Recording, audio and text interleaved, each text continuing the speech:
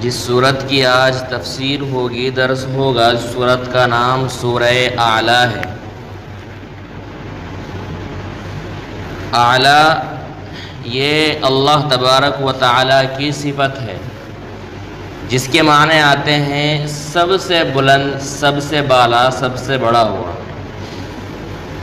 یہ سورہ اعلیٰ بھی مکی ہے اور ابتدائے اسلام میں، ابتدائے زمانے میں یہ سورت نازل ہوئی۔ اس سورت کے اندر 19 آیتیں ہیں اور 1 رکوع ہے۔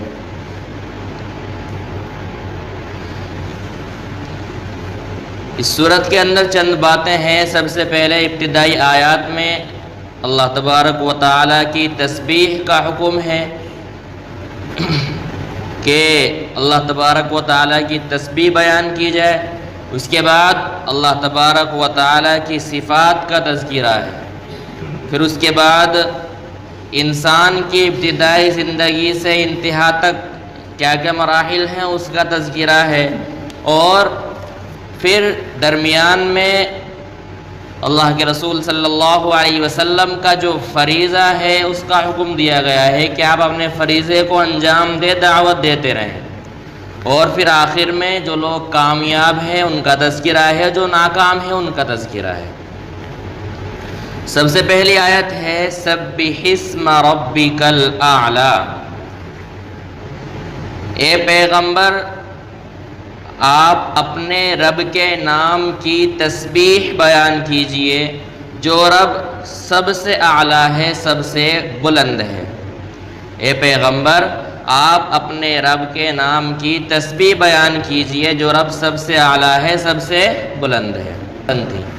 یوں تو قرآن کا ایک ایک لفظ، ایک ایک حرف آپ صلی اللہ علیہ وسلم کو پسند تھا، لیکن کچھ مخصوص صورتیں ایسی ہیں جو اللہ کے رسول صلی اللہ علیہ وسلم کو زیادہ پسند تھی۔ ان میں سے ایک یہ سورہ اعلیٰ بھی ہے۔ یہ سورت آپ صلی اللہ علیہ وسلم کو بہت محبوب تھی، اور آپ اس سورت کو جمعے کی نماز میں اور عیدین کی نماز میں اکثر پڑھا کرتے تھے۔ سورہ سبح اسم ربک الاعلی اور اس سے اگلی والی سورت سورہ غاشیہ، هل اتاک حدیث الغاشیہ، جمعے کی نماز میں اور اسی طرح عید کی نماز میں آپ اس کو اکثر پڑھا کرتے تھے۔ آپ نے دیکھا ہوگا اب بھی ائمہ حضرات جمعے کی نماز میں خاص طور سے سبح اسم ربک الاعلی اور اس سے اگلے والی سورت پڑھتے ہیں۔ یہ مسنون ہے اور مستحب ہے، کیونکہ آپ صلی اللہ علیہ وسلم پڑھا کرتے تھے، آپ کو یہ سورت بہت پسند تھی، تو اسی سنت پر عمل کرتے ہوئے آج کل ائمہ حضرات بھی جو جمعے کی نماز میں تلاوت کرتے ہیں، قرات کرتے ہیں، اکثر سبح اسم ربک الاعلی اور اس سے اگلے والی سورت پڑھتے ہیں۔ ایسا کرنا مسنون ہے، اگر کوئی نہیں پڑھتا تو نماز کے اندر ذرہ برابر بھی فرق نہیں پڑے گا۔ بہرحال یہ سورت آپ صلی اللہ علیہ وسلم کو بہت پسند تھی۔ آپ وتر کی نماز میں بھی اس کو پڑھا کرتے تھے، اکثر وتر کی پہلی رکعت میں اس سورت کو آپ کثرت سے پڑھا کرتے تھے۔ اور روایت 2 طریقے سے ملتی ہے کہ وتر کی نماز میں سب سے پہلی رکعت میں آپ سبح اسم پڑھا کرتے تھے، اور پھر دوسری رکعت میں قل یا ایھا الکافرون، اور تیسری رکعت میں قل هو اللہ۔ ایک روایت یہ ہے۔ ایک روایت یہ ہے کہ وتر کی پہلی رکعت میں آپ سبح اسم پڑھتے تھے، پھر دوسری رکعت میں قل یا ایھا الکافرون، اور تیسری رکعت میں آخر کی تینوں سورتیں قل هو اللہ، قل اعوذ برب الناس اور قل اعوذ برب الفلق یہ پڑھا کرتے تھے۔ یہ دونوں روایتیں ملتی ہیں۔ بہرحال یہ سورت آپ کو بہت پسند تھی۔ دوسری بات یہ ہے کہ جب یہ سورت نازل ہوئی سبح اسم ربک الاعلی، اور اس سورت میں یہ سب سے پہلی آیت نازل ہوئی، تو اللہ اور رسول اللہ صلی اللہ علیہ وسلم نے صحابہ کو حکم دیا کہ اس آیت کو اپنے سجدے کی تسبیح بناؤ۔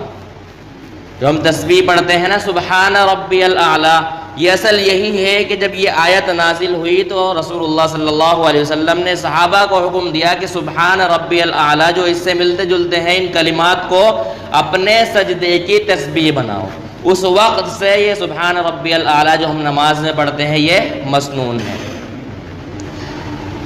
اور علماء حضرات نے یہ بھی لکھا ہے اور حدیث کے اندر یہ بھی آتا ہے کہ جب یہ سورت پڑھی جائے تو پڑھنے والا اور جو سن رہا ہے سننے والا دونوں کے لیے مستحب یہ ہے کہ جب یہ سورت پڑھی جائے تو کم از کم ایک مرتبہ سبحان ربی الاعلیٰ ضرور کہہ لیں.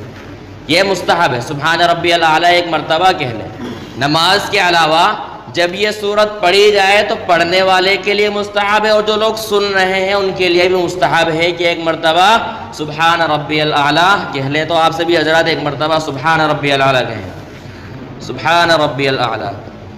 سبح اسم ربک الاعلیٰ. اے پیغمبر آپ اپنے رب کے نام کی تسبیح بیان کیجئے. لیکن یہ الگ ہے، اس میں آیا ہے اپنے رب کے نام کی تسبیح بیان کیجئے. اپنے رب کے نام کی یا اپنے رب کے نام کو پاک رکھیے. تو اس میں تفسیر یہ لکھی ہے کہ اپنے رب کے نام کو پاک رکھیے یعنی اپنے جو اللہ تبارک و تعالیٰ کا نام ہے اس کا ادب کیجئے، اس کی تعظیم کیجئے، اس کا اکرام کریے. یعنی کہ آج کل دیکھا ہوگا آپ نے بہت سے لوگ اللہ تبارک و تعالیٰ کا نام بس طور استہزاء مذاق کے طور پر لے لیتے ہیں. سنا ہوگا آپ نے واللہ حبیبی، اللہ قسم، اس طرح مذاق کے طور پہ اللہ تبارک و تعالیٰ کا نام لے لیتے ہیں. یہ ادب کے خلاف ہے. تو اللہ کا نام جب لیں تو بہت خشوع و خضوع کے ساتھ لیں اور بہت ادب کے ساتھ اللہ تبارک و تعالیٰ کا نام لیں. اسی طرح اگر کوئی جس کاغذ پہ اللہ تبارک و تعالیٰ کا نام لکھا ہوا ہے اگر وہ کہیں ایسی جگہ پڑا ہوا ہے جہاں دھول وغیرہ ہے تو ادب کا تقاضا یہ ہے کہ اس کو اٹھا کے کہیں اچھی جگہ رکھ دیں.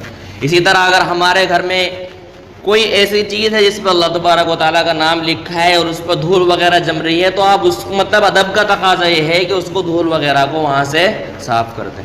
بہرحال یہ ہے کہ اپنے رب کے نام کو پاک رکھیے یعنی ہر ایسی چیز سے اللہ کے نام کو پاک رکھیے جو اللہ کے نام کے شائع نشان نہیں ہے. اسی طرح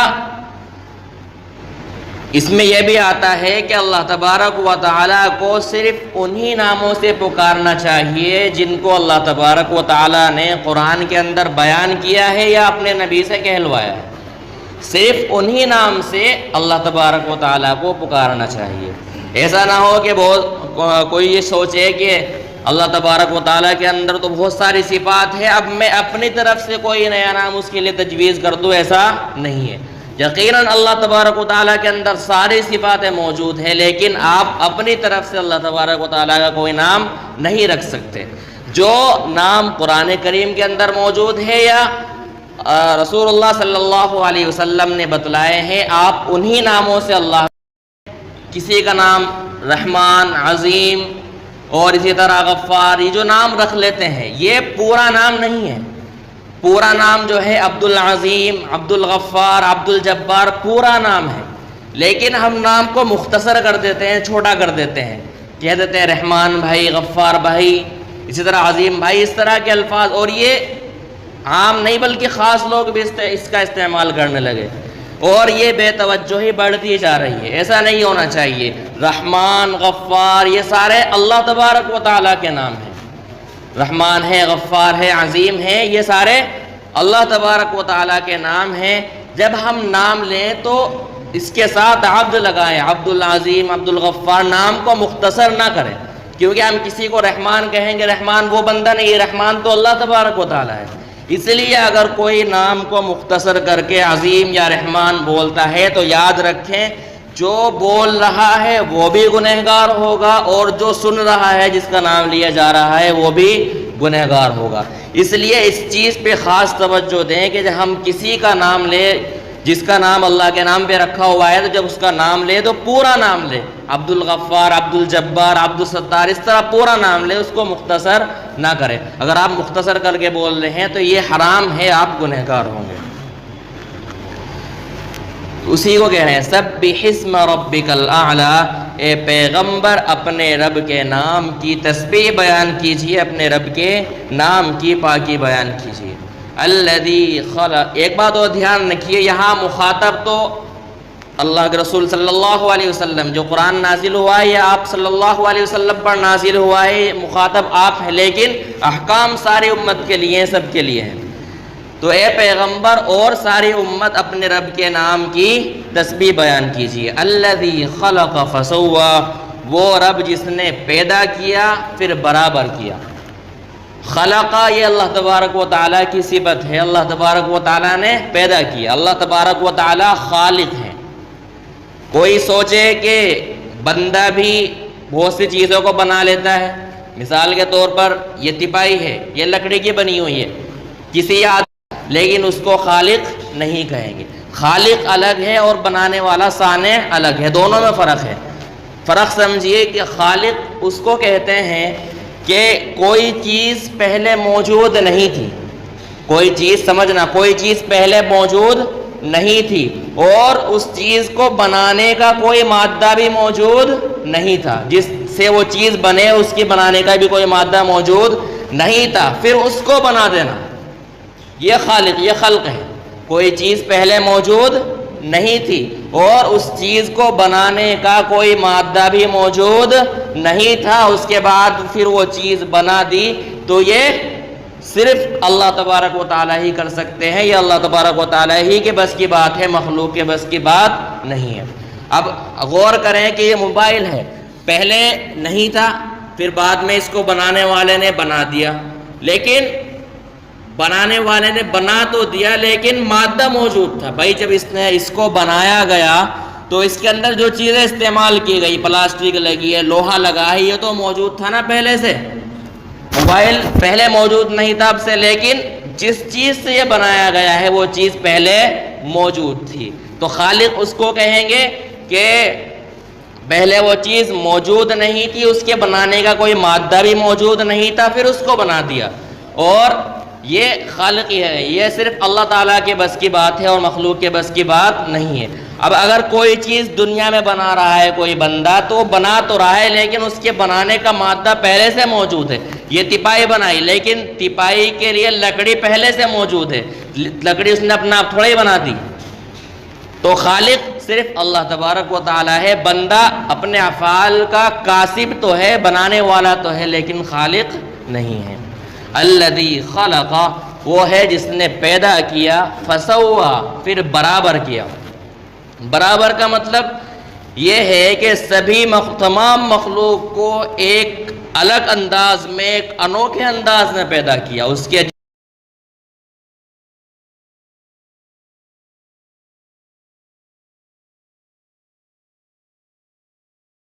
ہاتھ پاؤں کی انگلیاں ہیں، یہ کس بناوٹ سے، کس انداز میں اللہ تبارک و تعالیٰ نے بنائی ہے کہ ان ہاتھوں کے اندر قدرتی اسپرنگ رکھا ہے، آپ کدھر بھی ان کو موڑ سکتے ہیں، مضبوط سے مضبوط چیزیں ان سے اٹھا سکتے ہیں۔ یقیناً یہ اللہ تبارک و تعالیٰ ہی کی کاریگری ہے اور کوئی ایسا نہیں بنا سکتا۔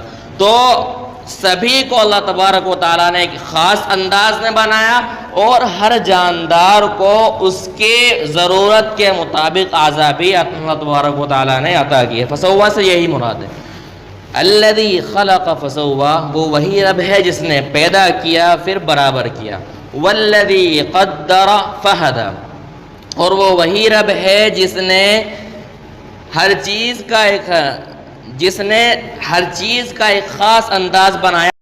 اللہ تبارک و تعالیٰ نے پیدا کیا، پیدا کرنے کے بعد مخلوق کو ایسے ہی نہیں چھوڑ دیا، بلکہ کوئی نہ کوئی کسی نہ کسی کام میں مخلوق کو لگا دیا۔ اللہ تبارک و تعالیٰ نے مخلوق کو پیدا کیا، پیدا کرنے کے بعد کسی نہ کسی کام میں اس کو لگا دیا۔ یہ مشاہدہ کرتے ہیں کہ یہ چاند، یہ سورج، یہ بادل، ساری چیزیں اللہ تبارک و تعالیٰ کی طرف سے جو ڈیوٹی عطا کی گئی ہے وہ اس کے پورا کرنے میں لگے ہوئے ہیں۔ تو اللہ تبارک و تعالیٰ نے مخلوق کو پیدا کیا، پیدا کرنے کے بعد اس کو ایسے نہیں چھوڑا، اس کے لیے کوئی کام بھی متعین کر دیا اور پھر اس کو اس کام میں لگا دیا۔ اور والذی قدر، اس کے لیے کام کو تجویز کیا، فہدی، اور جس کام میں اس کو لگایا ہے اس کی طرف رہنمائی بھی کر دی۔ اس کو کسی کام میں لگا دیا، کام کو ایسا ہی نہیں چھوڑ دیا کہ بھائی تو کام کرتا رہے، نہیں، جس کام میں اس کو لگایا ہے اس کی طرف اس کی رہنمائی بھی کر دی، یعنی اس کو بتلا بھی دیا کہ یہ کام کس کس طریقے سے پورا ہوگا۔ اللہ تبارک و تعالیٰ نے عقل رکھی ہے نا، کوئی انسان کوئی کام کر رہا ہے تو عقل سے سوچ لیتا ہے کہ یہ کام کس طریقے سے پورا ہوگا۔ تو فائدہ کا مطلب یہی ہے کہ رہنمائی کر دی، یعنی اس کو بتلا دیا کہ یہ کام کس طریقے سے انجام پہنچے گا۔ والذی قدر فہدہ، وہی ہے جس نے تجویز کیا اور پھر اس کی کام کو تجویز کیا، پھر اس کی جانب رہنمائی بھی کر دی۔ والذی اخرج المرعى، وہی ہے جس نے سرسبز و شاداب گھاس کو زمین سے نکالا، فجعلہ غثاء احوا، پھر اسے کالے رنگ کا کوڑا بنا دیا۔ سرسبز و شاداب گھاس کو، اچھی گھاس کو اللہ تبارک و تعالیٰ نے نکالا، پھر آخر میں اس کو ختم کر دیا، وہ کوڑا بن گئی۔ اس سے اشارہ ہے انسان کی طرف کہ جس طرح گھاس پہلے ہری ہوتی ہے، پھر بڑھتی ہے تو پھر پیلی ہو جاتی ہے، پھر گھٹتی نیچے کی طرف وہ گھٹ جاتی ہے، یہاں تک کہ وہ بالکل ختم ہو جاتی ہے، سیاہ ہو جاتی ہے۔ اسی طرح انسان بھی ہے، انسان پہلے پیدا ہوتا ہے، پیدا ہونے کے بعد پھر جوانی کی طرف چڑھتا ہے، پھر بڑھاپے کی طرف واپس آ جاتا ہے، اور ایک دن یہ آتا ہے کہ انسان ختم ہو جاتا ہے۔ اور اس سے اشارہ ہے اس بات کی طرف بھی کہ جو گھاس ہوتی ہے نا، بہت دور دور تک بڑی خوشنما معلوم ہوتی ہے، بہت دیکھنے میں بہت اچھی لگتی ہے، لیکن ایک دن وہ آتا ہے کہ یہ اچھی خاصی گھاس بالکل ختم ہو جاتی ہے اور کالے رنگ کا سیاہ بالکل کوڑا بن جاتی ہے۔ ٹھیک اسی طرح دنیا کے اندر بھی بہت ساری خوبصورت چیزیں ہیں، لیکن ان کا انجام یہی ہے کہ ایک دن وہ ساری چیزیں ختم ہو جائیں گی اور ایک دن ساری چیزیں مٹی میں مل جائیں گی۔ انسان بھی بہت خوبصورت ہوتے ہیں، بہت خوبصورت ہوتے ہیں، بہت طاقتور ہوتے ہیں، لیکن یہ خوبصورتی، یہ طاقت صرف چند دنوں کی ہے، اور آخر میں یہ خوبصورتی، اس خوبصورت جسم کو، اس طاقتور جسم کو کیڑے مکوڑے ہی کھائیں گے، اور کیڑے مکوڑے کی یہ غذا بنے گی۔ تو اسی کی طرف اشارہ کیا ہے، والذی اخرج المرعى، وہی ہے جس نے گھاس کو نکالا زمین سے، فجعلہ غثاء احوا، پھر اسے حکمت کا، اللہ تبارک و تعالیٰ کی قدرت کا تذکرہ تھا۔ اب یہاں سے جو پیغمبر کا جو فریضہ ہے اس کا حکم ہے کہ پیغمبر آپ اپنے حکم کو ادا کیجئے، یعنی دعوت دیجئے۔ یہ فریضہ بتلانے سے پہلے، اس کا حکم دینے سے پہلے، آپ اللہ تبارک و تعالیٰ اپنے رسول کو تسلی دے رہے ہیں، خوشخبری دے رہے ہیں کہ آپ پریشان نہ ہو، آپ پریشان نہ ہو، ٹینشن نہ لیں، پریشان نہ ہو، یقیناً ہم آپ کی مدد کریں گے اس چیز میں، ہم آپ کی یعنی دعوت کو پھیلانے میں ہم آپ کی مدد کریں گے، آپ کسی قسم کی فکر میں مبتلا نہ ہو، پریشان نہ ہو۔ تھوڑی آپ کو اللہ تبارک و تعالیٰ نے آپ کو تسلی دی ہے۔ سنقرئک، ہم آپ کو پڑھائیں گے، فلا تنسا، بس آپ بھولیں گے نہیں۔ شروع میں یہ ہوا کرتا تھا جب جبرائیل علیہ السلام قرآن لے کر آتے تھے اور رسول اللہ صلی اللہ علیہ وسلم کو سکھا کر جب واپس جاتے تو رسول اللہ صلی اللہ علیہ وسلم ان آیات کو، ان صورتوں کو جلدی جلدی دہراتے تھے تاکہ یاد ہو جائے، میں بھول نہ جاؤں، اس فکر کی وجہ سے آپ جلدی جلدی اس کو دہراتے تھے۔ جبرائیل علیہ السلام آئے، قرآن آپ کو سکھا کر گئے تو کہیں میں بھول نہ جاؤں، یہ فکر میں آپ اس قرآن کو جلدی جلدی دہراتے تھے۔ تو اللہ تبارک و تعالیٰ نے آپ کو منع کیا کہ آپ بھولیں گے نہیں، آپ فکر نہ کریں، آپ بھولیں گے نہیں، ہم آپ کو پڑھا رہے ہیں، ہم آپ کو یاد کرا رہے ہیں، پڑھانے والے اور یاد کرانے والے ہم ہیں۔ ہمارے یاد کرانے کے بعد، ہمارے پڑھانے کے بعد اگر آپ بھول جائیں تو پھر ہمارے پڑھانے کا فائدہ کیا؟ اللہ تبارک و تعالیٰ تسلی دے رہے ہیں کہ ہم آپ کو پڑھا رہے ہیں، ہم آپ کو یاد کرا رہے ہیں، آپ اس کو بھولیں گے نہیں، اس لیے آپ بے فکر رہیں، پریشان نہ ہوں۔ سنقرئک، ہم آپ کو پڑھا رہے ہیں، فلا تنسا، بس آپ بھولیں گے نہیں، الا ما شاء اللہ، مگر ہاں کچھ آیتیں یا کچھ احکام کو ہم اپنی مصلحت کی بنا پر اگر آپ کے ذہن سے بھلا دیں تو یہ الگ بات ہے۔ اب کسی احکام کو ہم اپنی مصلحت کی بنا پر آپ کے ذہن سے یا کسی احکام کو قرآن کریم سے اگر ہم نسخ کر دیں، ہٹا دیں تو یہ الگ بات ہے۔ یہ ایک نسخ کی صورت ہے کہ یہ ایک لمبی بحث ہے، اس میں صرف مختصر سے سمجھ لیں کہ کبھی کبھی ایسا ہوتا تھا کہ ایک حکم پہلے چل کے اللہ تبارک و تعالیٰ کی جانب سے پھر دوسرا حکم نازل ہو گیا، تو جو پہلے والا حکم تھا وہ خود بخود اب نسخ ہو جائے گا، ختم ہو جائے گا۔ دو حکم، ایک پہلے اللہ تبارک و تعالیٰ نے کوئی حکم نازل کیا، اس کے بعد پھر کچھ وقفے کے بعد پھر دوسرا حکم نازل کیا، تو اب پہلے والا حکم جو ہے یہ اپنے آپ ختم ہو جائے گا۔ مثال کے طور پر شروع میں شراب حلال تھی، نشہ جو ہے شراب پینا مسلمانوں کے لیے حلال تھا، تو پھر آیت نازل ہوئی یا ایھا الذین آمنوا لا تقربوا الصلاۃ وانتم سکارا، کہ تم نماز کے قریب مت جاؤ اس حال میں کہ تم نشے میں ہو، نشے کی حالت میں تم نماز کے قریب مت جاؤ، یعنی نماز کی حالت میں جب جاؤ تو اس وقت شراب نہ پیو، باقی عام حالات میں شراب جائز تھی۔ لیکن پھر بعد میں اللہ تبارک و تعالیٰ کی طرف سے دوسرا حکم آیا کہ یا ایھا الذین آمنوا انما الخمر والمیسر، کہ اب جو ہے شراب جو ہے بالکل حرام ہو گئی۔ پہلے تو حرام تھی صرف نماز میں کہ نماز میں نشے کی حالت میں نہ جائیں، لیکن بعد میں دوسرا حکم آیا اب شراب جو ہے نماز کی حالت میں تو حرام تھی، اب باقی حالات میں بھی کیا ہو گئی؟ حرام ہو گئی۔ اب جو پہلے والا حکم تھا کہ شراب پی کر نماز کے قریب نہ جاؤ، نماز میں نہ جاؤ، وہ ختم ہو گیا۔ پہلے والا حکم کیا تھا کہ شراب کی حالت میں نماز میں نہ جاؤ، یعنی باقی حالات میں شراب کا استعمال کر سکتے ہیں۔ لیکن جب دوسرا حکم نازل ہوا کہ اب ہر صورت میں یعنی ہر حال میں شراب استعمال نہیں کر سکتے، تو اب جو پہلے والا حکم تھا کہ نماز کی حالت میں صرف نہیں کر سکتے، باقی حالات میں جائز تھی، اب وہ حکم ختم ہو گیا، اب دوسرا حکم نازل ہو گیا۔ تو کبھی کبھی ایسا ہوتا تھا کہ جو حکم پہلے نازل ہوا تو اللہ تبارک و تعالیٰ اس کے خلاف دوسرا حکم لے آتے تھے اور پہلا والا حکم جو ہے نسخ ہو جاتا تھا۔ تو اسی کو کہہ رہے ہیں کہ ہم جو اپنی طرف سے بلانا چاہے کسی مصلحت کی بنا پر تو وہ بلا سکتے ہیں۔ انہ یعلم الجہر وما یخفی، بے شک اللہ تبارک و تعالیٰ ہر پوشیدہ چیز کو، ہر کھلی ہوئی بات کو اور چھپی ہوئی بات کو جانتے ہیں، یعنی اللہ تبارک و تعالیٰ جانتے ہیں کہ کس کے لیے کیا مصلحت ہے، آگے کیا مصلحت ہے، کیا حکمت ہے، اللہ تبارک و تعالیٰ ہر چیز کو جانتے ہیں۔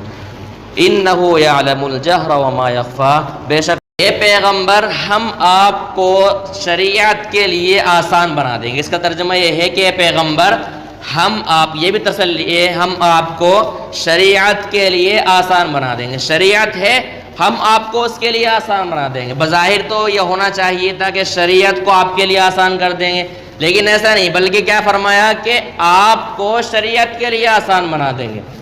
مطلب سمجھے کہ شریعت تو پہلے ہی سے آسان ہے، جو شریعت ہمیں عطا کی گئی ہے یہ شریعت، اس پہ چلنا کوئی مشکل نہیں ہے، پہلے ہی سے آسان ہے، لیکن مزید ہم آپ کو شریعت کے لیے آسان بنا دیں گے، یعنی آپ کی طبیعت ایسی بنا دیں گے کہ وہ شریعت پر چلنا آپ کے لیے آسان ہو جائے گا، آپ کو کوئی دقت محسوس نہیں ہوگی۔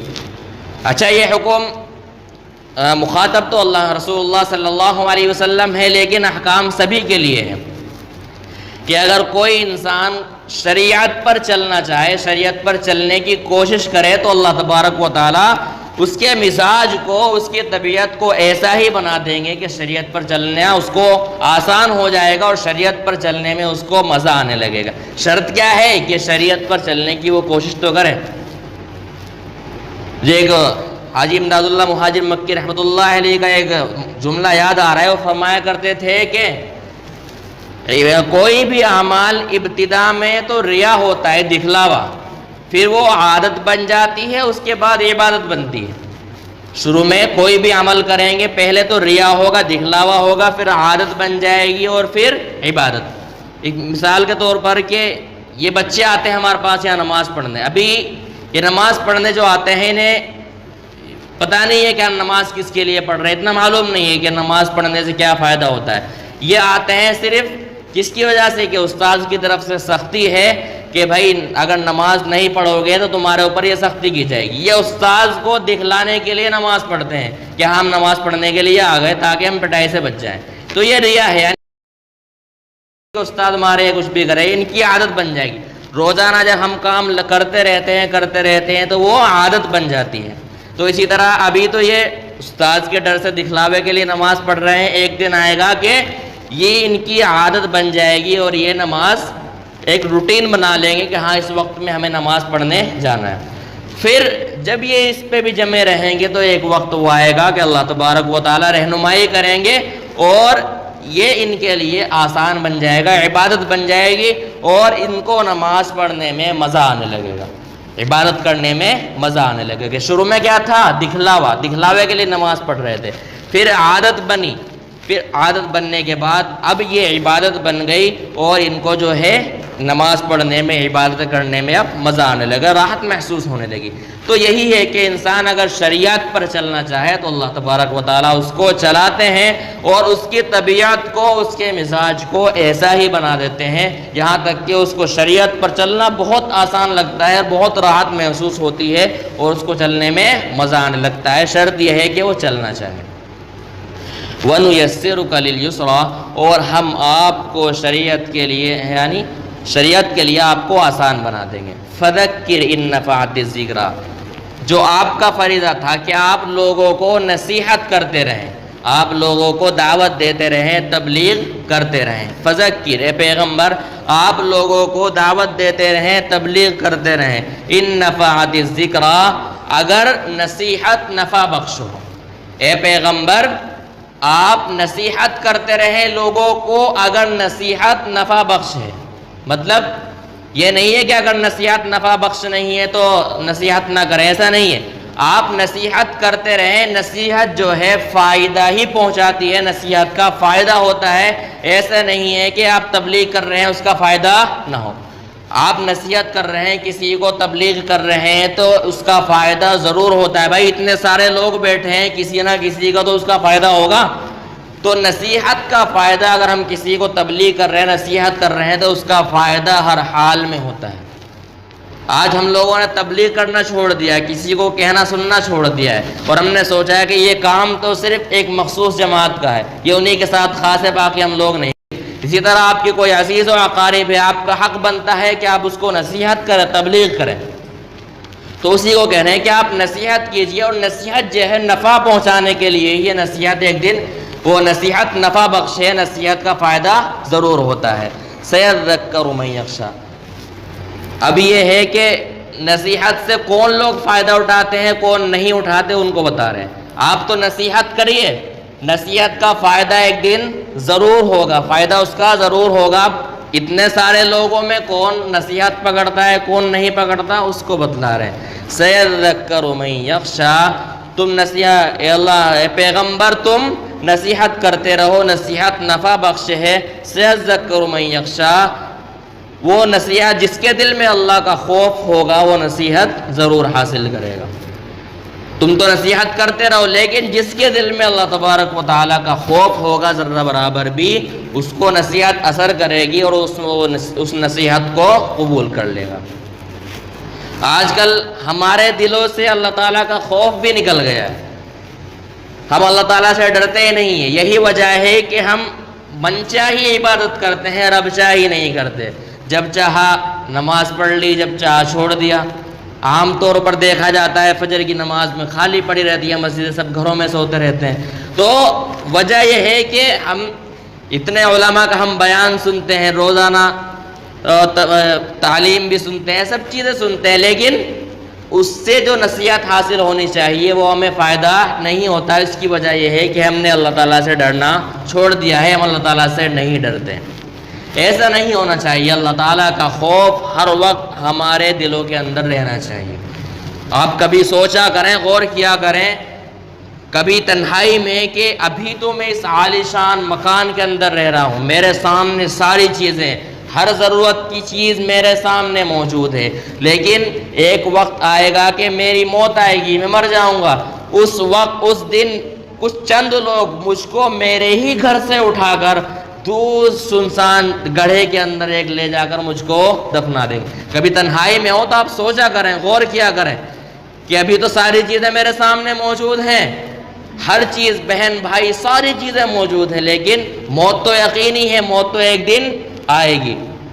تو آپ غور کیا کریں کہ مجھ کو یہ لوگ مجھے اٹھا کے کہاں قبر کے اندر دفنا کے آ جائیں گے، وہاں کوئی بھی نہیں ملے گا، سنسان علاقہ ہے، اور طرح طرح کے جانور وہاں قبر کے اندر ملیں گے، بچھو، سانپ، وہ سانپ جسے ہم اگر دنیا کے اندر دیکھ لیں تو ہم گھبرا جاتے ہیں، ہمارے رونگٹے کھڑے ہو جاتے ہیں، لیکن وہ ہمیں کہاں، اس سنسان جگہ کے اندر ملیں گے۔ یہاں تو سارے عیش و آرام ہے، لیکن جب یہاں سے دوسری جانب منتقل ہوں گے تو وہاں کوئی آرام نہیں ملے گا، ایک گھڑے کے اندر رہیں گے، اور آس پاس مکان بھی نہیں ہوں گے، سنسان علاقہ ہوگا، اور اوپر سے جانور، کتنا خوفناک منظر ہوگا۔ یقین ہے کہ ہم ایک دن تو مریں گے، اس خوفناک منظر کے بارے میں کبھی غور کیا کریں اور اس کو سوچ کے اچھے اعمال کیا کریں کہ اگر ہم نے اچھے اعمال کر لیے تو یہ اعمال، ابھی جو ہمارے سامنے ساری چیزیں ہیں، تو یہ اعمال جو ہیں یہ ہمارے ساتھ رہیں گے۔ جو ہم یہاں دنیا کے اندر اچھے اعمال کر رہے ہیں، یہ اعمال ہمارے ساتھ رہیں گے، صرف یہی اعمال کام آئیں گے، باقی وہاں نہ بھائی ملے گا، نہ بیٹا ملے گا، کوئی نہیں ملے گا، دور دور تک سنسان ہوگا۔ تو کبھی اس طرح غور کیا کریں۔ اور یہ قبر تو پہلی منزل ہے، اس کے بعد دوسری منزل آئے گی، آخرت کا منظر کتنا خطرناک ہوگا، اور اس کے بعد پھر جو جہنم ہے اس کا تو پوچھنا ہی کیا۔ تو کبھی جب آپ تنہائی میں ہوا کریں، سوچا کریں اور اللہ تبارک و تعالیٰ سے ڈرا کریں، ہمیں اللہ سے ڈرنا چاہیے۔ اور ڈرنے کے بعد جب ہم اللہ تعالیٰ سے کام ہے، جو داڑھی نہیں رکھتا وہ فاسق ہے، لیکن نصیحت کا اثر نہیں ہوتا، کیوں؟ اللہ تعالیٰ کا خوف نہیں ہے ہمارے دلوں میں۔ ہم کہتے ہیں نماز پڑھیے، فجر کی نماز جماعت سے پڑھیے، لیکن نہیں، وجہ کیا ہے؟ اللہ تعالیٰ کا خوف ہمارے دلوں سے نکل گیا، ہم نے دنیا ہی کو سب کچھ سمجھ لیا، آخرت کو ہم نے بھلا دیا۔ ایسا نہیں ہونا چاہیے، اللہ تعالیٰ سے ہمیں ہر وقت ڈرتے رہنا چاہیے۔ سَيَذَّكَّرُ مَن يَخْشَىٰ، نصیحت وہی لوگ حاصل کرتے ہیں جو اللہ تعالیٰ سے ڈرتے ہیں، جن کے دل میں اللہ تعالیٰ کا خوف ہے۔ وَيَتَجَنَّبُهَا الْأَشْقَىٰ، کون نصیحت نہیں پکڑتا؟ بدبخت لوگ۔ اللہ تبارک و تعالیٰ فرماتے ہیں بد نصیب لوگ، بدبخت لوگ نصیحت حاصل نہیں کرتے۔ جملہ دیکھو کتنا سخت ہے، بدبخت لوگ جو ہیں وہ نصیحت حاصل نہیں کرتے۔ الذی یصلی النار الکبریٰ، یہی وہ لوگ ہیں جن کے لیے بڑا عذاب ہے، بڑا آگ کا عذاب۔ ایک تو یہ دنیا کی آگ ہے، لیکن بڑی آگ فرمایا، کبریٰ، بڑی آگ، سب سے بڑی آگ۔ یہی وہ لوگ ہیں جو نصیحت کرنے کے بعد، نصیحت لوگ کر رہے ہیں لیکن وہ نصیحت حاصل نہیں کر رہے، لوگ تبلیغ کر رہے ہیں لیکن وہ فائدہ نہیں اٹھا رہے، تو یہ لوگ بدبخت ہیں اور انہی کے لیے بڑا عذاب ہے، بڑی آگ کا عذاب ہے۔ ثم لا يموت فيها ولا يحيا، پھر یہ وہاں اس میں جہنم میں نہ مر سکیں گے نہ جی سکیں گے۔ موت تو ان کو آئے گی نہیں جہنم کے اندر، جہنم تو ہمیشہ رہے گی اور یہ ہمیشہ جہنم کے اندر جلتے رہیں گے۔ ہمیں جو نصیحت نہیں پکڑتے، اگر مسلمان ہے تو اپنی سزا بھگت کے جنت میں چلا جائے گا، لیکن اگر غیر ہے تو وہ ہمیشہ جہنم کے اندر جلے گا۔ تو اسی کو کہہ رہے ہیں کہ ثم لا يموت، یہ لوگ جہنم میں رہیں گے جو لوگ نصیحت نہیں پکڑتے۔ ثم لا يموت فيها، ان کو اس کے اندر جہنم میں موت بھی نہیں آئے گی، ولا يحيا، اور یہ زندہ بھی نہیں رہیں گے۔ زندہ موت تو آئے گی نہیں، یہ تو یقین ہے، زندہ نہیں رہیں گے۔ اس کا کیا مطلب ہے کہ بھائی جو زندگی ملی ہے تکلیفوں سے بھری ہوئی ہے، اس طرح اتنی ساری تکلیفیں ہیں جہنم کے اندر، تو یہ جینا بھی کیا جینا؟ ہم کیا دنیا کے اندر بھی کہتے ہیں نا اس طرح کے الفاظ کہ یہ جینا بھی کوئی جینا ہے، جب ہم زیادہ پریشانی میں ہوتے ہیں تو کیا کہتے ہیں؟ یار یہ جینا بھی کوئی جینا ہے۔ تو اسی طرح اللہ نے قرآن میں فرمایا کہ یہ لوگ مریں گے بھی نہیں اور زندہ بھی نہیں رہیں گے، یعنی زندگی ان کی اتنی آزمائی، اتنی پریشانیوں سے بھری ہوگی کہ افسوس کریں گے کہ یہ زندگی بھی کیا زندگی ہے۔ الذی یصلی النار الکبریٰ، جو لوگ نصیحت حاصل نہیں کرتے ان کے لیے بڑی آگ ہے۔ ثم لا يموت، یہ جہنم میں نہ مریں گے اور نہ زندہ رہیں گے۔ قد افلح من تزکیٰ، کامیاب لوگوں کا تذکرہ ہے کہ کون لوگ کامیاب ہے، حقیقی کامیابی کس کے لیے ہے، کون حقیقتاً کامیاب ہے اور کون ناکامیاب ہے۔ کی یعنی جو پاک ہو گیا، پاک ہونے کا مطلب ظاہر بھی اس کا پاک ہے، باطن بھی، اندر سے بھی وہ پاک ہے، گناہوں سے پاک ہے، دل کے اندر اس کے گناہوں سے دل اس کا سیاہ نہیں ہے۔ تو یہی اس کے لیے فرمایا کہ یہ لوگ کیا ہیں؟ کامیاب ہیں۔ قد افلح من تزکیٰ، کامیاب وہ ہے جس نے پاکیزگی اختیار کی، یعنی ہر طرح کے گناہوں سے وہ ظاہراً بھی بچے رہے اور باطنی طور پر بھی بچے رہے۔ وَذَكَرَ اسْمَ رَبِّهِ فَصَلَّىٰ، اور اپنے پروردگار کا نام لیا اور نماز پڑھی، اپنے پروردگار کا نام لیا اور نماز پڑھی، حقیقتاً یہی کامیاب ہے۔ آگے فرما رہے ہیں بل تؤثرون الحیات الدنیا، بہت سے لوگ ایسے ہیں دنیا کی جو زندگی ہے اس کو ترجیح دیتے ہیں آخری زندگی پر، اخروی زندگی پر۔ دنیا کو ہی سب کچھ سمجھ لیا کہ دنیا ہی ہمارے لیے سب کچھ ہے اور آخری زندگی کو چھوڑ دیا، دنیا کو ترجیح دی اخروی زندگی پر، یہ لوگ کامیاب نہیں ہیں۔ کامیاب کون ہے؟ جنہوں نے پاکیزگی اختیار کی، اپنے دل کو، اپنے ظاہر کو اور باطن کو پاک رکھا، اللہ تبارک و تعالیٰ کے نام کی تسبیح کی اور نماز پڑھی۔ نماز سے ساری نمازیں مراد ہے، تہجد، نوافل سب کچھ پڑھا، تو حقیقتاً یہی کامیاب ہے۔ لیکن جو لوگ دنیا کو ترجیح دیتے ہیں اور آخرت کو چھوڑ دیتے ہیں وہ کامیاب نہیں ہیں۔ بل تؤثرون الحیات الدنیا، بہت سے لوگ ایسے ہیں جو دنیاوی زندگی کو ترجیح دیتے ہیں اخروی زندگی پر۔ عجیب حال ہے کہ لوگ دنیا کو سب کچھ سمجھ لیتے ہیں۔ بھائی غور سے سنا ہے کہ دنیا تو ہے ایک دن ختم ہو جانے والی، اس بات کو سبھی ایمان رکھتے ہیں کہ دنیا جو ہے ایک دن فنا ہو جائے گی، ختم ہو جائے گی، پھر دنیا کو ترجیح کیوں؟ ہمارے جو اعضاء ہیں یہ بھی ختم ہو جائیں گے۔ ہم نے اگر کان سے کوئی چیز سنی تو اگر کوئی نیک بات ہم نے کان سے سنی تو ہمارا کان تو ختم ہو جائے گا، لیکن جو ہم نے نیک بات سنی وہ اللہ تبارک و تعالیٰ کے پاس پہنچ جائے گا۔ تو دنیا تو ختم ہونے والی ہے، اس کو ہم ترجیح کیوں دیں؟ اور آخرت کی زندگی باقی رہنے والی ہے۔ تو اسی کو کہہ رہے ہیں بل تؤثرون الحیات الدنیا، بہت سے لوگ دنیاوی زندگی کو ترجیح دیتے ہیں اخروی زندگی پر۔ والآخرۃ خیر وابقی، اور آخرت بہتر ہے اور ہمیشہ رہنے والی ہے۔ جو لوگ دنیا کی زندگی کو ترجیح دیتے ہیں ان کو ڈانٹ، ان کو تنبیہ ہے کہ ذرا عقل کا استعمال کرو، تم غور کرو کہ کس چیز کو تم چھوڑ رہے ہو اور کس چیز کو ترجیح دے رہے ہو۔ غور کرو، سوچو کہ کس چیز کو تم چھوڑ رہے ہو، کس چیز کو تم ترجیح دے رہے ہو اور کس چیز کو چھوڑ رہے ہو۔ بھائی دنیا کی زندگی ہے، دنیا میں ہم نے تھوڑی سی کامیابی حاصل کر لی، ہم نے تھوڑی سی راحت لے لی، لیکن جو راحت ہے اس کے اندر بھی غم ہے، تکلیف اس راحت کے اندر بھی ہے۔ بھائی یقیناً ہمارے پاس بہت مال ہے، راحت بھری زندگی ہے، لیکن ٹینشن اور غم اس کے اندر بھی ہے۔ مال کس طرح بڑھے گا، مال کو بڑھانے کا لالچ، فکر لگی رہتی ہے کہ جو مال ہمارا اتنا ہے اور بڑھ جائے، اور دوسری ٹینشن یہ رہتی ہے کہ کہیں اس مال میں ہمیں نقصان نہ ہو جائے۔ تو راحت تو ہے لیکن راحت بھی ہے غم سے بھری ہوئی، تکلیف سے بھری ہوئی۔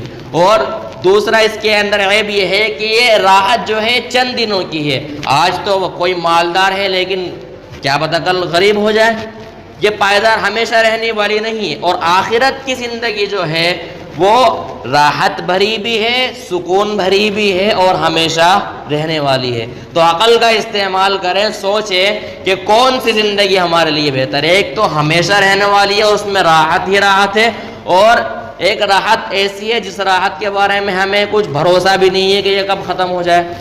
تو عقل کا استعمال کریں، اور عقل مند یہی کرتا ہے کہ وہ آخری زندگی کو ترجیح دیتا ہے دنیاوی زندگی پر۔ ایک مثال سے سمجھے، مثال کے طور پر کہ دو مکان ہمارے سامنے ہیں، دو مکان دو مکان ہمارے سامنے ہیں۔ ایک مکان بڑا عالیشان ہے، ساری راحت کی چیز اس کے اندر موجود ہے، اور ایک مکان مٹی کا بنا ہوا ہے۔ ایک مکان دی کہ یہ جو عالیشان مکان ہے اس میں تم صرف 1 مہینہ رہ سکتے ہو، یہ جو عالیشان مکان بنا ہوا ہے اس میں تم صرف 1 مہینہ رہ سکتے ہو، اور یہ جو مکان کچا بنا ہوا ہے، مٹی کا بنا ہوا ہے، یہ تمہارا ہمیشہ کا مکان ہے۔ جو عالیشان مکان بنا ہوا ہے اس میں تم صرف 1 مہینہ رہ سکتے ہو، اس کے بعد تمہیں خالی کرنا پڑے گا، اور ایک مکان جو مٹی کا ہے اس میں تم ہمیشہ رہو گے۔ اب عقل دوڑاؤ گے ہم کون سا مکان اپنے لیے پسند کریں گے؟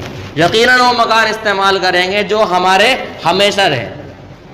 بھائی اگر کوئی 2 مکان ہیں، ایک عالیشان ہے اور مکان مالک نے کیا کہا، یہ تو 1 مہینے کے لیے پھر خالی کرنا پڑے گا، اور دوسرا مکان جو ہے یہ ہمیشہ کے لیے ہے، تو کوئی بھی عقل مند ہوگا وہ یہی سوچے گا کہ یار یہ تو ہمیشہ کے لیے، یہ جو ہے زمین یہ ہمیشہ کے لیے ہے، میں تو یہ مکان لوں، اور اس کو چھوڑ دے گا۔ تو ٹھیک اسی طرح یہ بھی ہے کہ دنیاوی زندگی جو ہے چند دنوں کی ہے اور آخری زندگی جو ہے ہمیشہ ہمیشہ کی ہے۔ اور دنیا کی نعمتیں جو ہیں یہ تو کم درجے کی ہیں، آخرت کی نعمتیں جو ہیں وہ بہت بڑھی ہوئی ہیں۔ تو ہمیں عقل کا استعمال کرنا چاہیے اور غور و فکر کرنی چاہیے کہ ہم دنیاوی زندگی کو ترجیح دیں یا اخروی زندگی کو ترجیح دیں۔ بل تؤثرون الحیات الدنیا، بلکہ بہت سے لوگ دنیاوی زندگی کو ترجیح دیتے ہیں، والآخرۃ خیر وابقیٰ، اور آخرت، آخری زندگی، اخروی زندگی بہتر ہے اور پائیدار ہے، ہمیشہ رہنے والی ہے۔ تو ہمیں آخری زندگی کو ترجیح دینا چاہیے۔ اس کے لیے کیا کرنا پڑے گا؟ ہمیں نیک اعمال کرنے پڑیں گے، دنیائی زندگی کا لالچ، یہ ساری چیزیں ختم کرنی پڑے گی، اور اپنا وقت جو ہے زیادہ سے زیادہ اللہ کے لیے لگانا پڑے گا۔ اب تو ہم کیا کرتے ہیں، مسجد میں بس نماز کے وقت آئے اور چلے گئے، اور کام میں ہمارا اکثر وقت گزرتا ہے، لیکن اس کے الٹا کرنا پڑے گا، وقت کام بھی کریں لیکن اللہ تبارک و تعالیٰ کے یہاں بھی کچھ وقت تو ضرور لگا۔ یہ تو کم وقت ہے، بس 5 وقت بہت تھوڑا سا وقت ہے، 24 گھنٹے میں زیادہ 40 منٹ ہوں گے، ایسا نہیں، زیادہ سے زیادہ وقت اللہ کے لیے لگانا چاہیے اور آخرت کو اپنے لیے تیار کرنا چاہیے۔ بہت سے انبیاء دنیا کے اندر تشریف لائے، اور ان انبیاء میں سے بہت سے انبیاء تو ایسے ہیں جن کو کتابیں دی گئیں، 4 کتابیں ہیں نا، تورات، زبور، انجیل اور قرآن کریم، یہ 4 کتابیں 4 انبیاء کو دی گئی۔ بہت سے انبیاء ایسے ہیں جنہیں کچھ صحیفے دیے گئے، صحیفے کہتے ہیں کتابچے کو، جو چند صفحات پر مشتمل ہو اسے صحیفہ کہا جاتا ہے۔ بہت سے انبیاء ایسے ہیں جنہیں صحیفے عطا کیے گئے۔ تو یہ جو باتیں ہیں یہ یہاں بھی موجود ہیں قرآن کریم کے اندر، اور ہم سے پہلے جو انبیاء کرام کے پاس صحیفے موجود تھے ان کے پاس بھی یہ باتیں موجود تھی۔ صحف ابراہیم و موسیٰ، ابراہیم علیہ السلام کے صحیفوں میں اور موسیٰ علیہ السلام کے صحیفوں میں یہ باتیں موجود تھیں۔ ایک صحابی نے رسول اللہ صلی اللہ علیہ وسلم سے سوال کیا کہ یہ جو صحیفے ہیں وہ کس طرح کہتے ہیں، ان میں کیا چیزیں تھیں؟ تو آپ صلی اللہ علیہ وسلم، اس کا حدیث کا مفہوم بتا رہا ہوں، آپ صلی اللہ علیہ وسلم نے بتلایا کہ ان میں عبرت کی مثالیں تھیں، عبرت کی چیزیں تھیں۔ جو ابراہیم علیہ السلام کو صحیفے عطا کیے گئے ان میں عبرت کی چیزیں تھیں۔ اس میں سے ایک مثال یہ ہے کہ جو اس وقت بادشاہ تھا، ظالم بادشاہ، تو اللہ تبارک و تعالیٰ نے اس سے کہا کہ ایک بادشاہ، میں نے تجھے یہ بادشاہت اس لیے عطا کی تھی تاکہ تو مظلوم کی جو بد دعا ہے مجھ تک نہ پہنچنے دے، لیکن تو نے کیا کیا، یہ مال تو خود ہی اکٹھا کرنے لگا۔ میں نے تجھے مال جمع کرنے کے لیے بادشاہت نہیں دی تھی، بلکہ بادشاہت میں نے تجھے اس لیے سونپی تھی تاکہ جو دنیا کے اندر جو مظلوم ہیں ان کی تو مدد کرے اور ان کی بد دعا مجھ تک نہ پہنچے۔ یہ ابراہیم علیہ السلام کے صحیفے میں تھا۔ اللہ تبارک و تعالیٰ نے اس بادشاہ سے فرمایا کہ اے بادشاہ، جو ہم نے تجھے یہ بادشاہت دی تھی یہ مال جمع کرنے کے لیے نہیں دی تھی، بلکہ تم مظلوموں کی مدد کرے، جو مظلوم ہے ان کی مدد کرے، اس لیے بادشاہت عطا کی تھی۔ ایک تو یہ تھا۔ دوسری یہ تھی، عقل مندوں کے لیے نصیحت تھی کہ ہر عقل مند اپنے وقت کے 3 حصے کرے۔ ہر عقل مند جو ہے اپنے وقت کے 3 حصے کرے۔ ایک حصہ تو اللہ تبارک و تعالیٰ کی عبادت میں لگائے، ایک حصہ اپنے نفس کے محاسبے میں اور اللہ تبارک و تعالیٰ کی قدرت کے غور و فکر کرنے میں لگائے، اور ایک حصہ اپنی زندگی کے معاش وغیرہ تلاش کرنے میں لگائے۔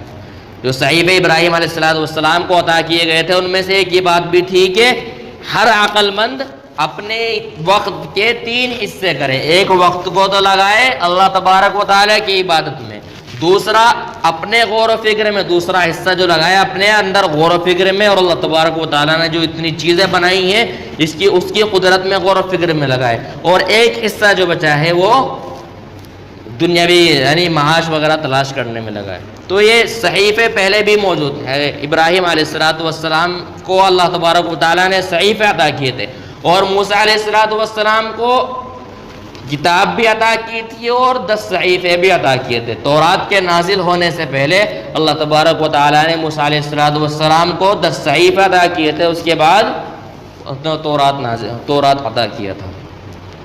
تو بہرحال یہ صورت بہت اہم ہے، بہت اچھے چیز اس کے اندر موجود ہے۔ تو ہمیں جو ہے من چاہی عبادت کرتے ہیں، رب چاہی عبادت نہیں کرتے، تو کوشش کریں کہ عبادت جو کریں رب چاہی کریں، اللہ تبارک و تعالیٰ جیسا چاہتے ہیں اس طرح کریں۔ فرمایا نا کہ شریعت پر چلنا آسان کر دیں گے. آپ شریعت کی طرف چلنے کی کوشش کریں, آپ قدم بڑھائیں تو اللہ تبارک و تعالیٰ آپ کے مزاج کو, آپ کی طبیعت کو ایسا ہی بنا دیں گے کہ اس شریعت پر چلنے میں آپ کو مزہ آنے لگے گا. ابھی تو دنیا کمانے میں مزہ آتا ہے, لیکن جب آپ شریعت کی طرف چلیں گے, کوشش کریں گے, تو یقین جانیے اس وقت آپ کو شریعت پر چلنے میں مزہ آنے لگے گا.